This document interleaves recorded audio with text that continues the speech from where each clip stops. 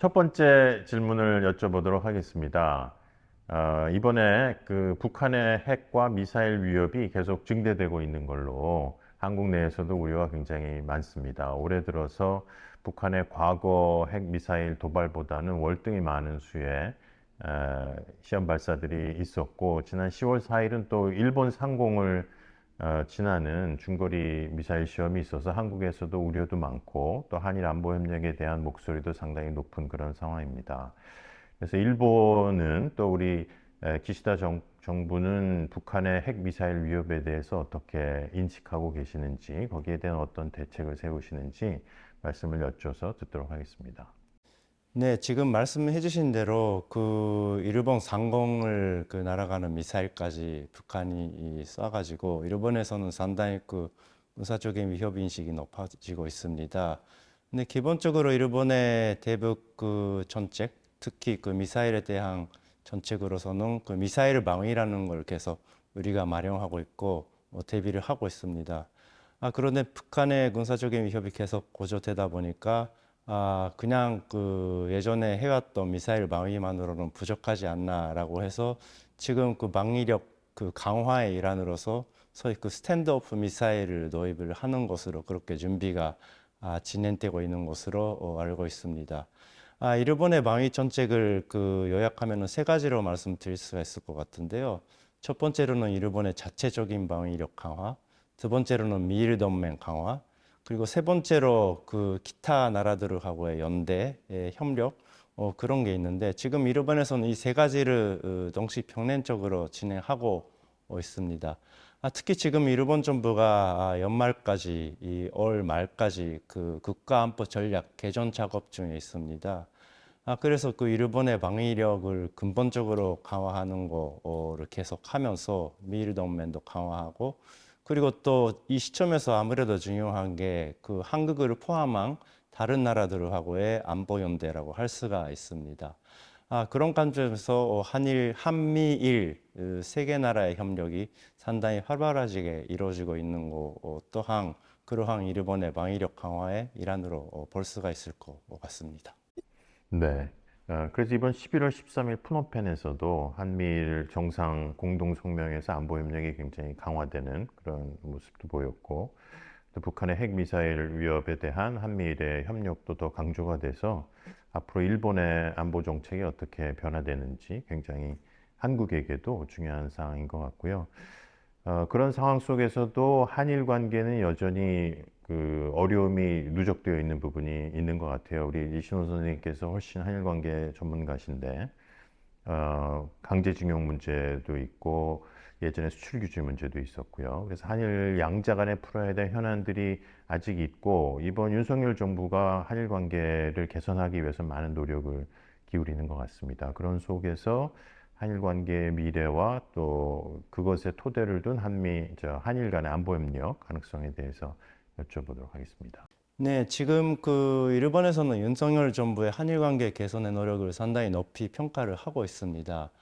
그런데 그 윤 정부 출범 초기에는 그러한 그 위력은 상당히 그 높이 평가하겠으나 한일 관계 개선을 위한 실질적인 행동이 아직까지 없다라는 게 초기의 평가였는데, 근데 윤석열 정부가 이제 7월에 들어서 한일 간의 최대 현안인 즉 그 징역 문제에 관련된 현금화 문제를 해결하기 위한 그 소위 그 관민 협의회를 발족시키면서 구체적인 해법이라든지 해결의 방안에 대해서 노력을 많이 하고 있습니다.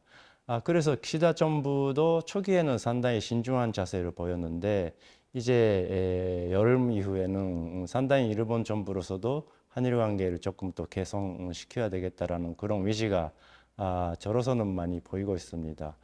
그러한 맥락에서 9월 유엔 총회 때 한일 정상의 만남이 있었고 또 이제 11월에 프놈펜에서의 그 3년 만에 정상끼리의 정식 정상회담이 있었습니다. 거기서 그 양국 정상이 그 현안의 저속강 해결에 일치를 보았고, 또 무엇보다 일본하고 한국이 지금 그 추진하고 있는 그 소위 그 인도 태평양 전략을 같이 그 맥락에서 협력해 나가는 것으로 합의가 된 것으로 알고 있습니다. 그래서 일본에서는 그 문재인 정부 시기와 달리 윤석열 정부가 소위 그 인도 태평양 전략이라는 걸 새롭게 발표를 했고, 일본의 자유롭고 열린 인도 태평양 정책하고 같이 갈 수 있는 그 외교적인 공강, 협력의 토대가 생기고 있는 것을 많이 반기고 있는 것으로 저는 이해하고 있습니다. 그런데 그러한 와중에 앞으로 또 그 한일 협력을 하기 위해서는 아무래도 신뢰 관계가 더 회복되어야 할 것 같습니다. 특히 안보 정책 같은 경우는 그 일본의 입장에서 봤을 때는 2018년에 있었던 그 여러 가지 그 사건, 사안들, 예를 들어 레다 조사 문제라든지 그리고 자위대기에 대한 문제라든지 이 여러 가지 방위 당국의 신뢰를 희성시킨 일들이 있었습니다.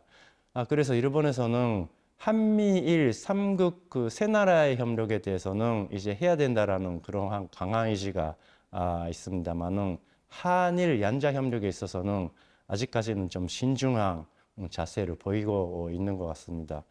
그래서 그 한일 더 나아가서 한미일 협력을 보다 더 실효적으로 효과적으로 해나가기 위해서는 먼저 한일 방위 당국 간의 신뢰 회복이 필요하다고 생각을 하고 있는데요. 그 부분도 지금 윤석열 정부가 많이 노력을 하고 있는 것으로 알고 있습니다. 그래서 조만간에 한일 그 양자 간의 그 신뢰 관계가 조금 더 회복해 나가고 그 사이에서 한일 안보 협력, 예를 들어 뭐 지소미아를 더 활발하게 정보 교환을 위해서 활용한다거나 그러한 일들이 우리가 아마 보게 될 것 같습니다. 그런데 지금 그 한일 안보 협력 같은 경우는 일단은 북한에 대한 그 권동 대처 차원에서만 이루어지고 있는데 앞으로 보다 또 그 실질적인 또 의미 있는 한일 관계를 구축하기 위해서는 북한 건전은 물론 북한 건전을 넘어서서 아까 말씀드린 예를 들어 인도 태평양 지역에서의 이 평화와 번영을 위해서 어떻게 함께 협력할 수 있는가 그런 부분 또한 고민해야 되지 않을까 그런 생각을 하고 있습니다. 네. 지금 한일 양자 문제에 대해서 굉장히 정확하고 또 일본 측의 입장을 아주 잘 설명해 주셨고 또 한미일이 인도태평양 전략을 놓고 어떻게 협력을 해야 되는지에 대한 지역적 차원의 말씀도 너무 좋았고요. 그 푸놈펜 회담에서도 한미일이 각자의 인도태평양 전략에 기초해서 협력을 하기로 언급한 바가 있고 한국에서도 이제 우리의 인도 태평양 전략을 내놓는 그 즈음에 국내적으로 여러 가지 논쟁과 담론이 지금 진행 중에 있습니다. 그래서 앞으로 이 지역을 어떻게 발전시켜 나갈 건지 또 일본과 함께 평화롭고 번영된 그 지역을 만드는데 어떤 협력이 가능할지 굉장히 중요한 점들을 짚어주셨습니다. 다음 마지막으로 이제 한 가지 좀 여쭤보고 싶은 것은 우리의 좀 장기적인 대북 전략인데요. 그 지금 당장은 북한의 핵미사일 도발 때문에 억제 중심으로 대북 전략이 진행되고는 있지만 이번 정부는 담대한 구상이라고 해서 좀 장기적으로 남북 관계도 개선하고 북한을 정상적인 국제사회 일원으로 하기 위한 노력들을 기울이고 있는데 그 담대한 구상에 대해서도 또 국내적으로 많은 보완 사항에 대한 논의가 있고 또 국제적인 협력도 굉장히 중요하니까요. 그래서 일본은 좀 장기적으로 한반도 문제나 북한에 대해서 어떤 구상을 하고 계신지 또 담대한 구상에 대한 혹시 반응이 일본 내에서 있는지 하는 점도 좀 여쭤보겠습니다. 네, 우리의 대북 정책을 말씀드리기 전에 먼저 지금 현재 북한의 상황 그리고 또 중장기적으로 북한이 어떤 방향으로 나아가야 할 것인가를 한번 살펴봐야 할 것 같습니다. 근데 저는 조금 비관적으로 생각을 하고 있습니다. 2009년 2월 하노이 회담 실패 이후에 북한의 나름의 고민을 한 결과 일단은 뭐 당분간은 국방력, 핵미사일을 포함한 국방력을 강화를 해서 미국하고 대등하게 협상을 할 수 있는 힘을 더 기울겠다라는 결의를 일단은 강한 결의를 가지고 있는 것 같습니다. 그러한 맥락에서 21년 그 8차 단대회 때에서의 그 국방력 강화에 관한 그 5개년 계획도 발표를 했고 최근에는 그 핵 그 사용에 관한 그 법령까지 만들었습니다. 그리고 10월에는 그 전술핵 운영을 하는 그런 시험까지 하고 있습니다. 그래서 적어도 그 2, 3년, 조금 길게 보면은 다음 단대회가 있을 한 4년, 5년 뒤까지는 북한이 계속 그 핵미사일 능력을 강화하고 실전 패치하고 운영 체제를 구축하지 않을까라는 조금 비관적으로 보고 있습니다. 그러한 걸 전체로 봤을 때 일단은 그 우리의 그 한미일의 대북 대응은 방위 억지력을 아무래도 강화를 해야 할 것 같고요. 그러한 맥락에서 지금 그 세 나라가 같이 그 합동 연습, 미사일 탐지 훈련이라든지 잠수함 작전 훈련이라든지 그런 걸 할 수밖에 없는 상황이라고 생각을 하고 있습니다. 그런데 동시에는 아무래도 장기적인 그 안목으로 봤을 때는 그 방위 억지 측면만으로는 부족할 것 같습니다. 특히 그 한국 국내 상황을 봤을 때 아무래도 윤석열 정부의 대북 정책이 너무나 어떻게 보면 강경 자세다라는 부분에 비판도 많이 나오고 있고, 그 국내 공감대를 그 확실하게 이루어지지 못하고 있는 측면도 있는 것으로 보입니다. 그래서 당연히 지금으로서는 방위 억지 측면에 그 힘을 쓰되 또 포괄적인 그 대화에 대한 인센티브라든지 이 피해를 위한 로드맵이라든지 그런 것 또한 필요하다고 생각을 하고 있고, 그러한 맥락에서 대담한 군상이 나오는 것을 알고 있고, 또 최근에는 또 피핵 평화 번영의 한반도 정책이라는 것도 나왔습니다. 그런데 그러한 그 대북 정책이 한국의 힘만으로는 상당히 그 이루어지기가 어려울 것 같습니다.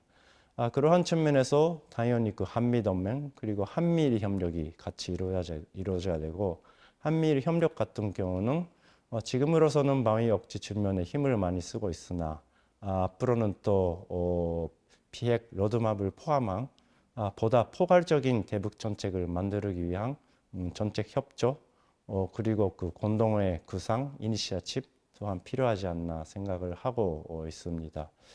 그래서 이제 한국에서 그러한 정책이 나왔는데 조금 더 구체적으로 어떤 내용을 조금 더 담고 로드맵을 어떻게 실행할 것인지에 대한 적어도 세 나라 바람직하다면은 또 중국을 포함한 또 핵심 나라들의 이해를 구하고 실행해 나가는 그런 과정이 필요하지 않나라고 생각을 하고 있는데, 아무래도 현재로서는 북한에게 핵을 쓰지 못하도록 하고 또 핵을 늘리지 못하도록 하는 그런 노력이 필요하고, 그 노력이 계속되는 와중에서 핵을 줄이는 그런 방향으로 나가지 않나, 상당히 그 장기전이 될 수밖에 없는 그런 상황이 아닌가라고 조금 비관적이면서도 거기에 대해서 우리가 잘 대비를 해야 되지 않겠는가라는 생각을 하고 있습니다.